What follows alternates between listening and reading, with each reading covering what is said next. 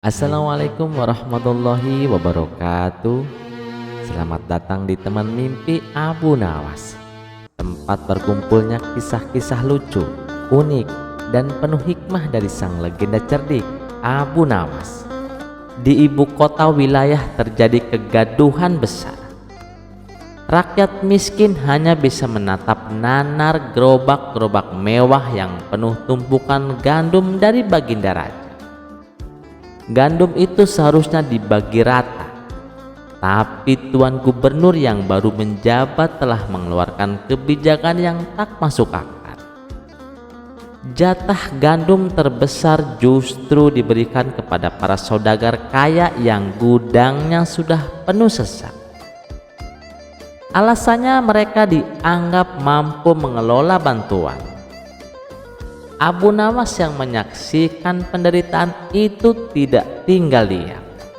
Ia datang ke istana berpura-pura membawa permohonan yang paling konyol. Saat Abu Nawas tiba, ia mendapati gubernur duduk di singgasana menghitung untung di atas tumpukan dokumen. Abu Nawas bersujud secara berlebihan. "Ampun Paduka Gubernur, hamba datang dengan permohonan yang amat penting dan mendesak," kata Abu Nawas. Gubernur menatap jubah lusuh Abu Nawas yang menjijikan. "Permohonan apa lagi, Nawas? Jika kau meminta emas, pergilah. Hari ini aku hanya melayani urusan penting negara, yaitu mendistribusikan gandum," ujar sang gubernur. "Justru tentang gandum, Paduka. Hamba meminta agar Paduka mau memberikan hamba 2 karung gandum terbaik yang baru saja tiba dari Baginda Raja," kata Abu Nawas dengan mata berbinar. Mendengar itu gubernur justru tertawa. "Kau 2 karung? Kau tidak punya gudang, Nawas. Kau tidak punya keranjang besar. Kau tidak punya pelayan yang bisa menjamin gandum itu tidak busuk. Kenapa harus kuberikan padamu? Membuang-buang jatah saja," tantang gubernur. Abu Nawas berdiri tegak. Kini nadanya berubah serius. "Paduka, begitukah prinsip Paduka dalam membagi bantuan? Bahwa bantuan hanya diberikan kepada mereka yang sudah memiliki wadah dan kapasitas besar untuk menampungnya?" tanya Abu Nawas. "Tentu saja, itu adalah prinsip administrasi yang efisien. Para saudagar itu sudah punya gudang batu yang kuat, sehingga tikus pun tak berani masuk. Jadi gandumnya aman dan bisa bertahan lama. Kalau diberikan pada gubuk reot, gandumnya pasti habis digigit tikus dan rusak kehujanan," jawab gubernur merasa argumennya sangat logis. "Oh, jadi kriteria utamanya adalah keamanan wadah ya, bukan kebutuhan isinya. Hamba mengerti, Paduka. Sekarang hamba mohon jawablah 1 pertanyaan lagi," kata Abu Nawas. "Tanyakan saja, Abu Nawas. Aku akan buktikan bahwa kebijakan ini tidak bercela," kata gubernur tersenyum pongan. "Tuan Gubernur, andai Tuan didatangi oleh 2 wadah. Wadah pertama adalah sebuah cawan emas yang berkilauan, bersih, mengkilap, dan wangi. Wadah kedua, sebuah mangkuk tanah liat yang retak, kotor, penuh sisa-sisa lumpur dan debu," kata Abu Nawas. "Jika Tuan suruh memilih, wadah manakah yang akan Tuan isi dengan air minum suci dan segar dari mata air pegunungan?" tanya Abu Nawas. Gubernur menarik napas. Ia tahu ini adalah jebakan, tetapi ia harus mempertahankan citra efisiensinya. "Tentu saja, aku akan menuangkan ke dalam cawan emas yang bersih agar air itu tetap suci, jernih, dan tidak tercemar oleh kotoran. Jawab gubernur bangga telah memilih wadah yang efisien. Abu Nawas seketika berteriak dan tertawa terbahak-bahak. Aduh, Tuan Gubernur, logika Paduka ini sangat sungguh ajaib. Paduka mau mengisi cawan yang sudah bersih dan suci dengan air yang sudah bersih dan suci pula. Kalau begitu, air itu hanya sia-sia karena cawan emas itu tidak pernah haus. Cawan emas itu hanya akan menggunakannya untuk hiasan, bukan untuk diminum. Seru Abu Nawas keras-keras. Sementara itu, mangkuk tanah liat yang retak itu walau wadahnya tidak sempurna, dialah yang paling haus, paling kering, dan membutuhkan air itu untuk bertahan hidup, kata Abu Nawas menunjuk ke arah mangkuk fiktif. Abu Nawas kemudian berdiri di hadapan gubernur. Suaranya kembali lantang dan menusuk. Tuan Gubernur, para saudagar kaya itu adalah cawan emas yang sudah kenyang dan bersih. Mereka tidak haus. Bantuan gandum itu hanya akan menjadi keuntungan ekstra yang mereka timbun, kata Abu Nawas. Sementara rakyat miskin di gubuk reot yang kotor dan compang-camping, merekalah mangkuk tanah liat yang paling bagus. Walau wadahnya tidak sempurna, bantuan itu akan menyelamatkan nyawa mereka, bukan hanya menjadi pajangan gudang. Ujar Abu Nawas menuntut keadilan. Wajah gubernur yang tadinya merah karena marah kini berubah pucat karena malu. Seluruh pejabat dan prajurit yang mendengar perdebatan itu tidak bisa menahan senyum mereka. Mereka tahu logika Abu Nawas telah mematahkan birokrasi picik sang gubernur. Gubernur menghela napas berat, mengakui kekalahan. Cukup Nawas, cukup, aku mengerti. Aku mengerti. Perumpamaanmu memang benar. Aku telah keliru menggunakan asas efisiensi. Aku mengira administrasi lebih penting daripada kemanusiaan, kata gubernur lirih. Gubernur segera memerintahkan kepala logistiknya untuk menghentikan pengiriman gandum ke gudang-gudang saudagar kaya. Ia memerintahkan agar jatah gandum diutamakan untuk rakyat miskin, anak yatim, dan janda di seluruh wilayah. Di suatu hari yang cerah di Baghdad, Abu Nawas sedang berjalan-jalan ke pasar. Dengan langkah santai dan senyum penuh rahasia, ia memperhatikan para pedagang. Seperti biasa, Abu Nawas selalu mencari celah untuk bersenang-senang, kadang dengan akalnya yang cerdik, kadang dengan tipu muslihatnya yang jenaka. Tiba-tiba, dari kejauhan ia melihat seorang lelaki asing yang wajahnya penuh percaya diri sedang dikerubuti orang-orang desa. Lelaki itu pandai sekali bicara, menjual ramuan yang katanya bisa menyembuhkan semua penyakit.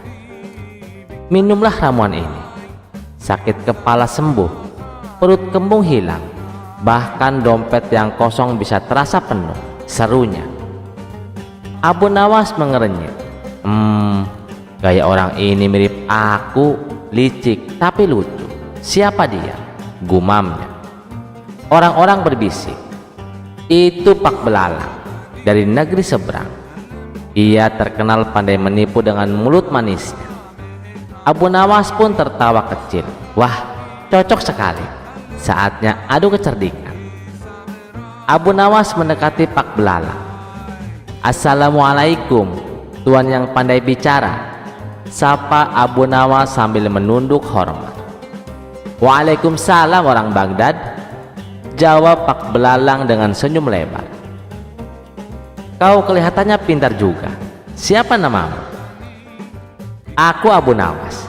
Konon kau juga licik ya? Pak Belalang tertawa. Licik?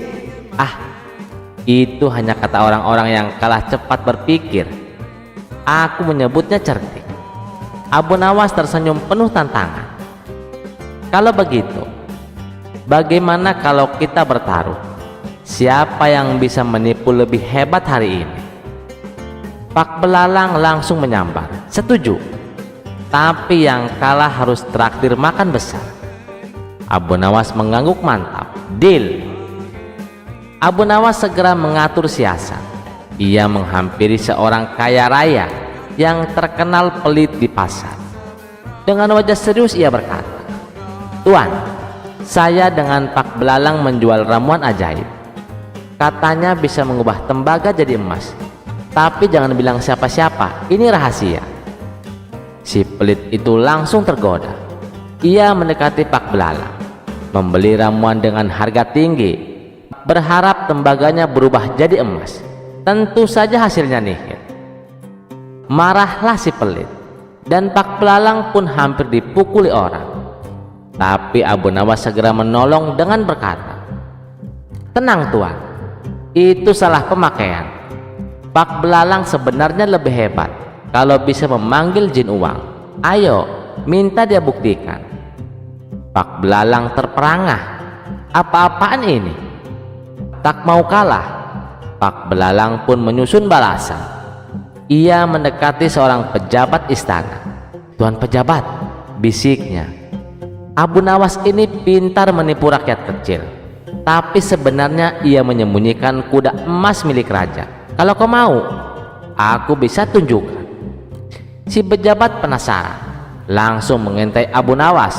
Tentu saja Abu Nawas tidak punya kuda emas. Ia pun dituduh pencuri.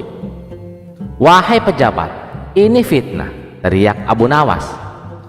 "Justru Pak Belalang yang bilang bisa membuat kuda emas dari kayu. Suruh dia buktikan saja." Pejabat itu langsung beralih menekan Pak Belalang. Akhirnya keduanya sama-sama dikejar orang pasar dan pejabat. Abu Nawas lari ke arah barat, Pak Belalang kabur ke arah timur. Malam harinya mereka bertemu kembali di sebuah kedai kecil. Sama-sama lelah, sama-sama lapar. Abu Nawas tertawa terbahak-bahak. "Haha, rupanya kalau dua penipu bertemu, bukan rakyat yang rugi, kita berdua yang apes." Pak Belalang mengangguk sambil mengelus perut kosongnya. "Betul juga. Jadi siapa yang lebih licik, kau atau aku?" Abu Nawas menjawab, "Yang jelas bukan kita, tapi orang yang masih percaya pada janji-janji manis kita." Mereka pun akhirnya makan bersama, ditraktir oleh pemilik kedai, karena keduanya sudah tidak punya uang sepeser pun. Pesan dari cerita ini, kadang kalau dua orang licik bertemu, hasilnya bukan kemenangan, melainkan kerugian bersama. Dan seringkali yang tertipu justru mereka sendiri. Cerita selanjutnya.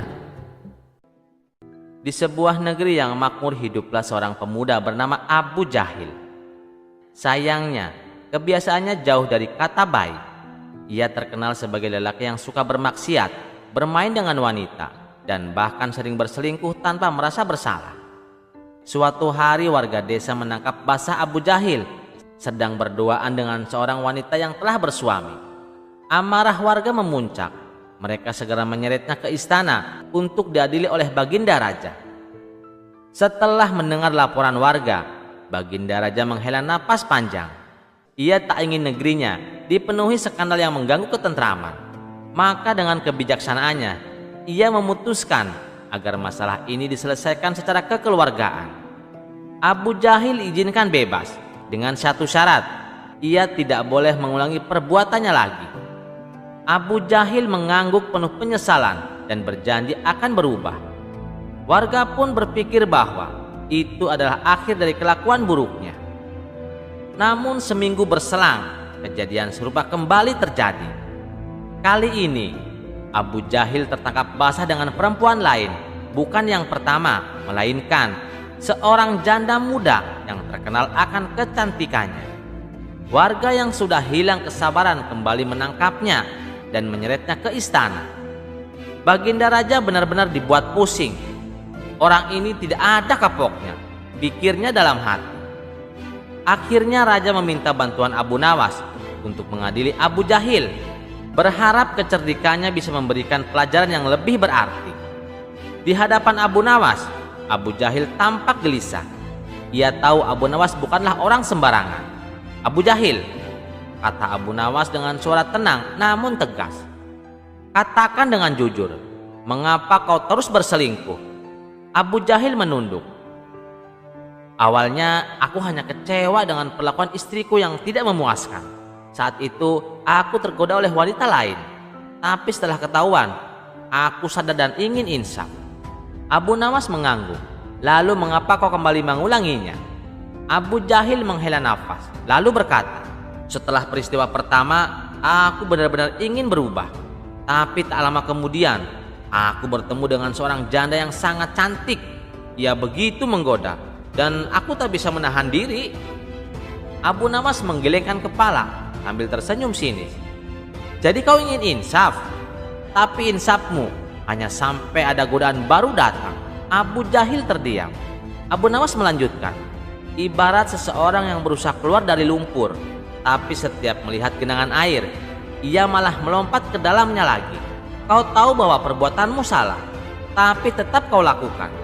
Insaf bukan sekedar niat, tapi harus disertai dengan tindakan nyata." Abu Jahil semakin menunduk, wajahnya memerah karena malu.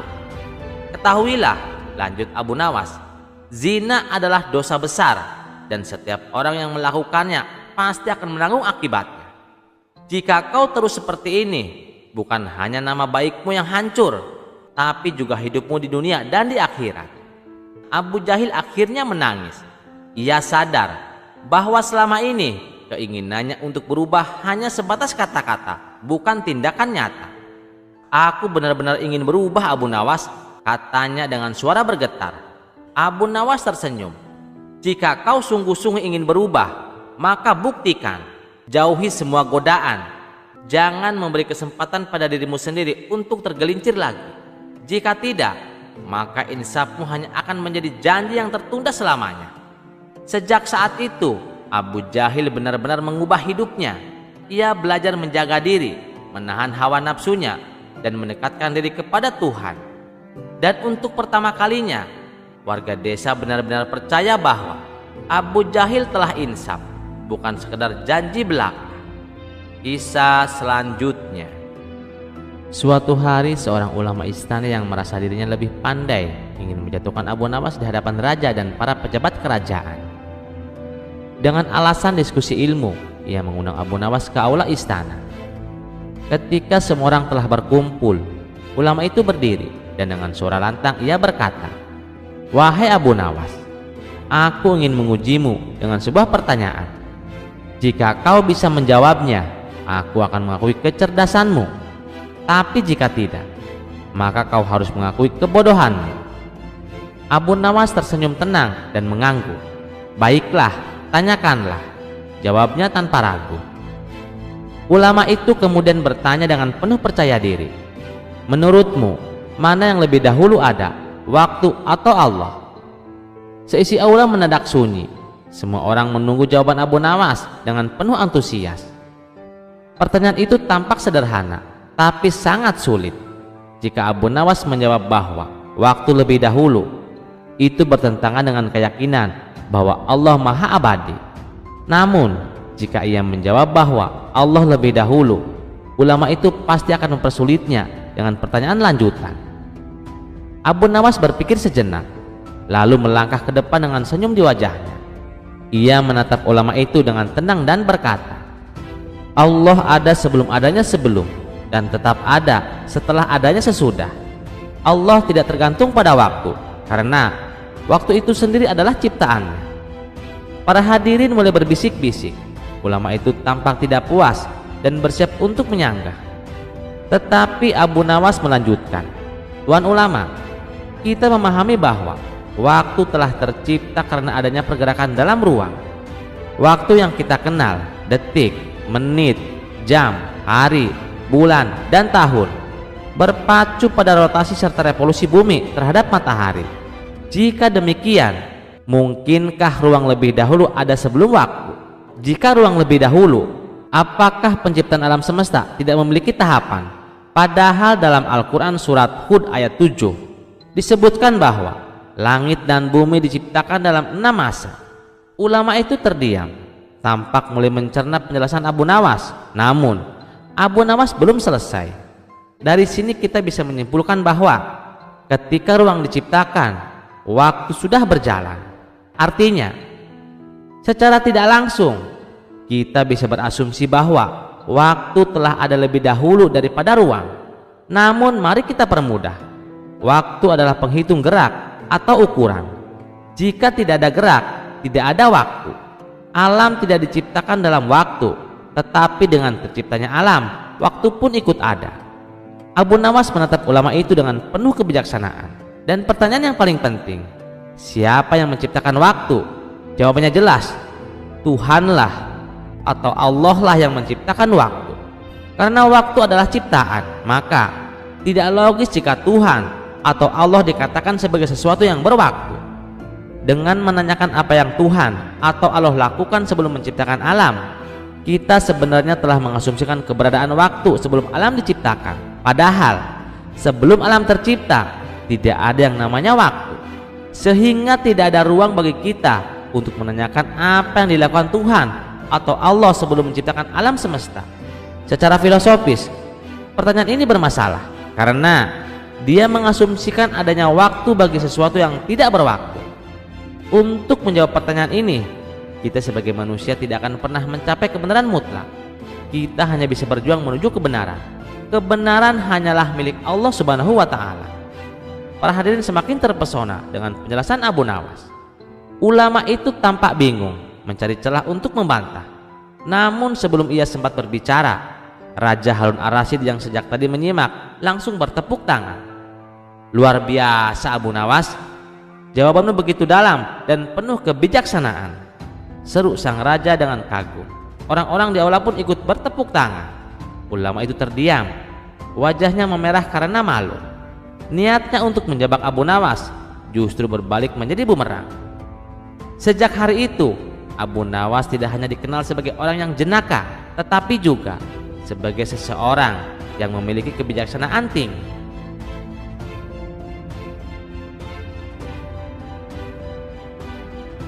Kisah selanjutnya, Raja Harun Ar-Rasyid sedang duduk di istananya dengan wajah muram. Beberapa pejabat kerajaan datang membawa kabar buruk.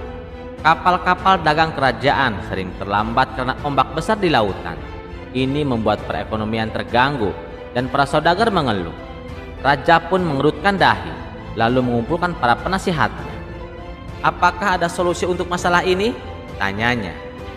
Para penasihat kebingungan, hingga tiba-tiba seseorang menyebut nama Abu Nawas. Baginda, hanya Abu Nawas yang cukup cerdik untuk mencari solusi bagi masalah ini, kata salah satu menteri. Abu Nawas yang sedang asik bercengkrama dengan teman-temannya di kedai teh, tiba-tiba didatangi pengawal istana. Abu Nawas, Baginda Raja memanggilmu segera ke istana. Dengan senyum khasnya, Abu Nawas langsung bergegas. Sesampainya di istana, Raja Harun menjelaskan masalahnya. Aku ingin kau menemukan cara agar ombak tidak lagi mengganggu kapal-kapal dagangku. Abu Nawas berpikir sejenak, lalu tersenyum. Baginda, izinkan hamba menangani masalah ini, tapi hamba membutuhkan dana besar untuk melaksanakan rencana ini. Raja yang sudah terbiasa dengan akal-akal Abu Nawas sedikit curiga. Apa rencanamu? Abu Nawas menjawab, hamba akan membeli ombak dari lautan agar tidak lagi mengganggu kapal-kapal dagang. Para penasihat kaget mendengar ide Abu Nawas. Bagaimana mungkin ombak bisa dijual? Namun Raja Harun yang sudah penasaran justru tertarik. Berapa yang kau butuhkan Abu Nawas? Tanyanya. 100 peti emas paduka, jawab Abu Nawas dengan penuh percaya diri. Raja yang merasa ini ide gila namun menarik, setuju dan langsung menyuruh bendahara memberikan emas tersebut kepada Abu Nawas. Tapi jika kau gagal, aku akan menghukummu, kata raja mengancam. Abu Nawas pergi ke tepi lautan bersama pengawal kerajaan. Di sana, ia berdiri di hadapan lautan yang berombak dan mulai berbicara. Wahai ombak, mulai hari ini engkau telah menjadi milik Baginda Raja. Jangan lagi kau mengganggu kapal-kapal dagang kami. Para pengawal yang melihatnya hanya bisa terdiam. Mereka berpikir Abu Nawas sudah gila. Kemudian Abu Nawas mengisi beberapa kendi dengan air laut dan berkata, ini adalah bukti kepemilikan ombak. Sekarang ombak di lautan sudah menjadi milik raja. Abu Nawas kembali ke istana dan menyerahkan kendi-kendi berisi air laut kepada raja. Baginda, mulai hari ini ombak telah menjadi milik Anda. Silahkan perintahkan ombak untuk tidak mengganggu kapal-kapal dagang. Raja mengamati kendi itu dengan bingung. Bagaimana mungkin? Tanyanya. Abu Nawas tersenyum dan berkata, karena Baginda telah membeli ombak, maka kini ombak adalah milik Anda. Jika ada ombak yang mengganggu kapal-kapal, maka mereka harus meminta izin kepada Baginda. Raja terdiam, lalu tertawa terbahak-bahak. Abu Nawas, aku tahu kau menipuku, tapi aku sangat terhibur. Aku tidak akan menghukummu, tapi lain kali jangan coba-coba menipuku lagi. Abu Nawas hanya tersenyum. Ia telah berhasil mengerjain raja dan mendapatkan 100 peti emas tanpa harus bersusah payah. Beberapa hari kemudian, raja memanggil Abu Nawas kembali.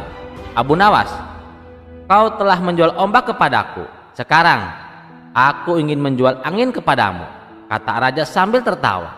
Abu Nawas pura-pura terkejut, lalu berkata, baik Baginda, hamba akan membeli angin, tapi hamba hanya bisa membayar dengan uang yang berbentuk angin juga. Raja kembali tertawa dan akhirnya memberikan Abu Nawas hadiah karena kecerdikannya. Kisah selanjutnya. Pada suatu hari Baginda Raja sedang duduk di singgasananya ketika Perdana Menteri datang membawa kabar yang mengkhawatirkan. Banyak balita di kerajaan mengalami gizi buruk karena ASI yang dihasilkan para ibu sangat sedikit. Pada masa itu, susu bubuk belum ditemukan, sehingga tidak ada alternatif untuk memenuhi kebutuhan gizi mereka. Raja merasa gelisah. Ia tidak ingin rakyatnya menderita, apalagi jika hal ini terus berlanjut. Bisa-bisa menjadi wabah yang merusak reputasi kepemimpinannya. Dalam kebingungannya, ia membayangkan sesuatu yang tampak mustahil, mengubah air laut menjadi susu. Tiba-tiba terlintas nama Abu Nawas di pikirannya. Tanpa ragu, raja segera mengutus para prajurit untuk memanggil Abu Nawas ke istana. Ketika Abu Nawas tiba di hadapan Baginda, ia membungkuk hormat dan bertanya, apakah gerangan yang membuat Baginda memanggil hamba? Raja menghela napas. Abu Nawas, banyak balita di kerajaanku mengalami gizi buruk karena kurang ASI dari ibu mereka. Jika hal ini dibiarkan, akan menjadi wabah yang menghancurkan kerajaanku. Oleh karena itu, aku meminta bantuanmu untuk mengubah air laut menjadi susu agar balita-balita itu bisa selamat. Mendengar permintaan itu, Abu Nawas terbelalak. Baginda, bagaimana mungkin air laut bisa berubah menjadi susu? Itu mustahil. Namun, sebagai seorang yang terkenal cerdik, ia tidak ingin kehilangan reputasinya. Setelah berpikir sejenak, ia pun menjawab, baiklah Baginda, berikan hamba waktu 3 hari untuk mewujudkan permintaan ini. Raja mengangguk setuju, meskipun dalam hatinya ia masih ragu apakah Abu Nawas benar-benar bisa melakukannya. Di malam harinya Abu Nawas duduk termenung mencari solusi. Tiba-tiba ia teringat akan sebuah fenomena langka bernama The Milk Sea, fenomena alam di mana permukaan air laut tampak bercahaya keputihan seperti susu di malam hari. Cahaya ini berasal dari plankton yang memancarkan sinar biru atau putih, sehingga laut tampak seperti tertutup selimut susu sejauh mata memandang. Wah, ini bisa disebut laut susu, pikir Abu Nawas. Namun ia tidak ingin hanya sekedar mengelabui raja, ia juga ingin benar-benar menolong balita-balita itu. Maka ia pergi ke hutan dan meramu berbagai obat-obat herbal yang dapat melancarkan ASI. Ia kemudian membagikan ramuan tersebut kepada para ibu menyusui. 3 hari berlalu. Raja memanggil Abu Nawas ke istana dan bertanya dengan penuh harap, "Abu Nawas, apakah kau sudah mengubah air laut menjadi susu?" Dengan senyum khasnya, Abu Nawas menjawab, "Tentu saja Baginda, silahkan lihat sendiri. Bukankah balita-balita yang sebelumnya lemah kini tampak lebih sehat dan segar?" Raja menoleh ke arah para balita. Benar saja, mereka yang 3 hari lalu tampak kurus dan lemah kini mulai membaik. Raja sangat kagum. "Abu Nawas, kau benar-benar luar biasa. Tapi aku ingin melihat sendiri lautan susu itu. Antarkan aku ke sana," perintah raja. Abu Nawas mengangguk. "Lautannya cukup jauh Baginda. Kita harus berlayar selama 6 jam untuk mencapainya." Karena penasaran, raja pun segera berangkat dengan perahu kecil bersama para prajurit dan Abu Nawas. Setelah perjalanan panjang, mereka tiba di tengah laut pada malam hari. Benar saja, permukaan laut tampak bercahaya keputihan seperti susu. "Inilah lautan susu Baginda," kata Abu Nawas. "Namun kita tidak boleh mencicipinya. Jika kita mencoba, maka lautan ini akan menjadi asin seketika." Raja yang terpesona dengan pemandangan itu berdecak kagum. "Sungguh ajaib Abu Nawas. Aku tidak pernah menyangka kau bisa melakukan ini."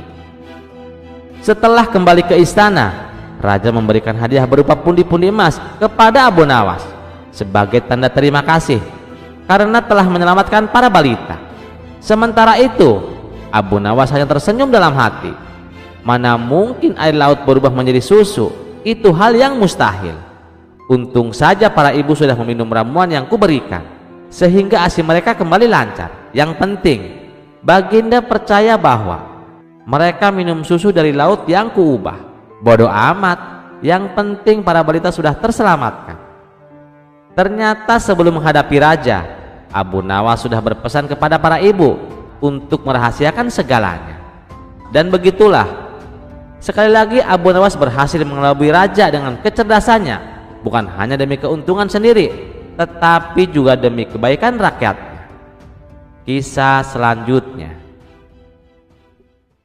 Di suatu siang yang terik, seorang utusan kerajaan datang dengan tergesa-gesa menunggangi kuda putihnya di jalan berdebu. "Abu Nawas," serunya keras. Abu Nawas yang tengah bersantai di bawah pohon beringin tua membuka matanya setengah malas. "Ah, kalau ada utusan kerajaan, pasti ada hal aneh yang melibatkan aku lagi," gumamnya sambil menguap. Utusan itu turun dari keduanya dengan wajah serius. "Baginda Raja memanggilmu ke istana. Ada tugas penting untukmu." Abu Nawas mengangkat alis. "Tugas penting?" ujarnya sambil tersenyum kecil. Dengan santai, ia bangkit dan mengikuti utusan ke istana. Setibanya di sana, suasana terasa berbeda. Para pejabat berbisik-bisik, sementara para prajurit menahan tawa. Di singgasana, Baginda Raja menyambutnya dengan senyum penuh teka-teki. "Abu Nawas, aku punya tugas untukmu." "Hamba siap Baginda," jawab Abu Nawas. Ia memberi isyarat kepada pelayannya yang segera datang membawa sebuah meja kecil dan meletakkannya di hadapan Abu Nawas. Di atas meja itu terdapat seekor ayam mentah, beberapa bumbu dapur, dan sepanci beras. "Aku ingin kau memasak makanan yang lezat untukku," ujar Baginda. Senyumnya semakin lebar. "Tapi ingat, kau harus melakukannya tanpa menggunakan api." Ruangan seketika hening. Para pejabat dan prajurit yang hadir menahan tawa, menunggu reaksi Abu Nawas. Bahkan burung beo peliharaan istana tiba-tiba berkicau. "Tanpa api, tanpa api," seolah mengejek tantangan yang diberikan. Abu Nawas berdiri diam, matanya mengamati ayam mentah dan panci beras itu dengan serius. Dalam hati ia bergumam, "Ini pasti cara Baginda menguji kecerdasanku. Tapi kali ini tantangannya sungguh mustahil." Baginda Raja memperhatikan Abu Nawas dengan penuh antusias. "Nah, Abu Nawas, bisakah kau menyelesaikan tugas ini? Aku beri waktu sampai sore hari. Ingat, tidak boleh ada api. Aku ingin melihat apakah kecerdasanmu benar-benar sehebat yang diceritakan orang." Abu Nawas tersenyum kecil. Meskipun dalam hatinya ia tahu ini bukanlah tugas mudah. Ia memeguk hormat dan berkata, "Baginda, tugas ini memang sulit, tetapi hamba akan mencobanya. Mohon izinkan hamba membawa ayam ini beserta perlengkapannya ke rumah hamba." Baginda Raja mengangguk. "Silahkan bawa, tapi ingat, tidak ada api." Ketika Abu Nawas berjalan keluar istana dengan bahan-bahan masakan itu, orang-orang mulai berkumpul di jalan. Mereka penasaran dan bertanya-tanya, "Abu Nawas, kenapa kau membawa ayam mentah dan panci?" Tanya seorang tetangga. "Aku disuruh baginda memasak tanpa api," jawab Abu Nawas sambil tersenyum penuh teka-teki. Mendengar itu, orang-orang tertawa terbahak-bahak. "Masak tanpa api? Itu mustahil Abu Nawas. Kali ini kau pasti kalah." Namun Abu Nawas hanya mengangkat bahu dan melanjutkan langkahnya dengan santai. Ia berpikir keras, mencoba mencari cara untuk menyelesaikan tantangan ini. Setibanya di rumah, ia meletakkan ayam, panci, dan bumbu-bumbu di atas meja kayu tua. Ia duduk sambil menopang dagu. "Baiklah Abu Nawas, kau harus berpikir. Memasak tanpa api, ini benar-benar tantangan yang menggelikan. Tapi kalau aku menyerah, aku akan jadi bahan tertawaan seumur hidup," gumamnya. Ia lalu memanggil istrinya yang selama ini selalu sabar menghadapi tingkah lakunya. "Istriku, apakah kau punya ide bagaimana memasak tanpa api?" tanyanya. Sang istri menggeleng sambil tertawa kecil. "Suamiku yang pintar, kali ini aku benar-benar bingung. Tapi aku yakin kau pasti punya akal." Abu Nawas tersenyum. "Tentu saja aku harus punya akal. Kalau tidak, aku akan kembali ke istana dengan tangan kosong, dan baginda pasti akan tertawa puas." Setelah berpikir keras selama berjam-jam, tiba-tiba wajah Abu Nawas berubah cerah. Ia menepuk dahinya dan berseru, "Aha, aku tahu apa yang harus aku lakukan," serunya penuh semangat. Istrinya yang sedang menyiapkan teh di dapur melongok ke arahnya. "Kau sudah menemukan solusinya?" tanyanya dengan nada setengah heran. "Tentu saja," jawab Abu Nawas. Senyumnya penuh misteri. Tanpa membuang waktu, ia segera keluar rumah dan mulai mengumpulkan batu-batu di sekitar pekarangannya. Setelah batu-batu itu terkumpul, ia menyalakan api unggun besar dan menaruh batu-batu tersebut di atasnya. Sambil mengamati api yang berkobar, Abu Nawas tersenyum penuh akal. Ia tahu rencananya akan mengejutkan banyak orang.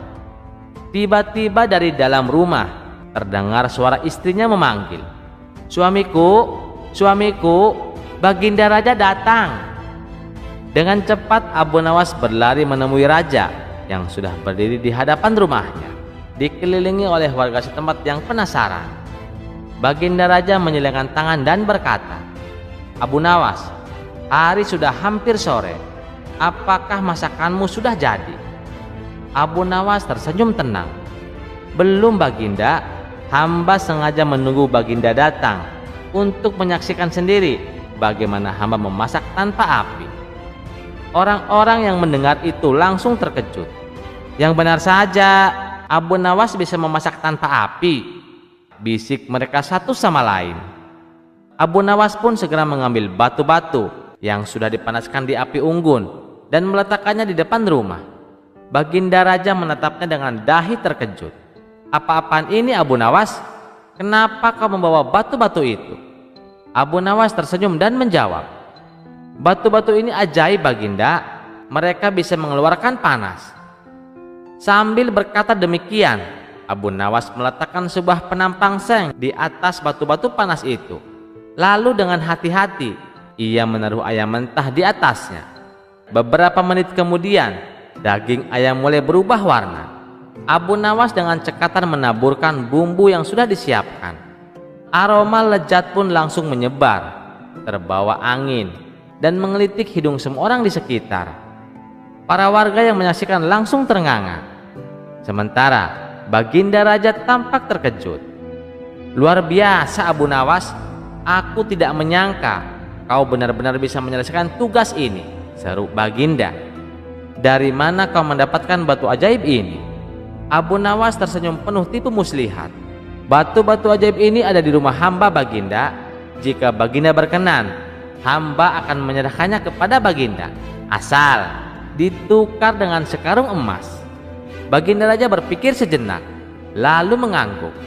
"Baiklah, keluarkan semua batu ajaibmu. Aku akan membayarnya dengan sekarung emas." Tanpa ragu, Abu Nawas memasukkan batu-batu itu ke dalam sebuah peti.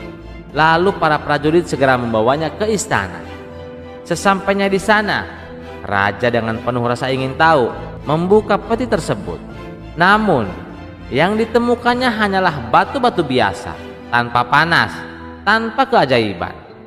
Baginda Raja terdiam sejenak, lalu tiba-tiba tertawa terbahak-bahak. "Hahaha, Abu Nawas, kau berhasil mengelabiku lagi." Abu Nawas yang mendengar itu ikut ketawa. Salah satu warga yang penasaran bertanya, "Abu Nawas, bagaimana batu itu bisa mengeluarkan panas?" Abu Nawas tersenyum dan menjawab, "Sebenarnya aku hanya menggunakan metode memasak tradisional. Aku memanaskan batu-batu itu dengan api, lalu memasak di atasnya. Jadi, ini bukan batu ajaib seperti yang Baginda kira, melainkan hanyalah akal-akalan belaka." Semua orang pun tertawa, menikmati kepintaran Abu Nawas yang lagi-lagi berhasil mengelabui raja. Terima kasih sudah mendengarkan cerita ini. Sampai jumpa di cerita selanjutnya. Jangan lupa like, share, dan subscribe channel Teman Mimpi. Wassalamualaikum warahmatullahi wabarakatuh.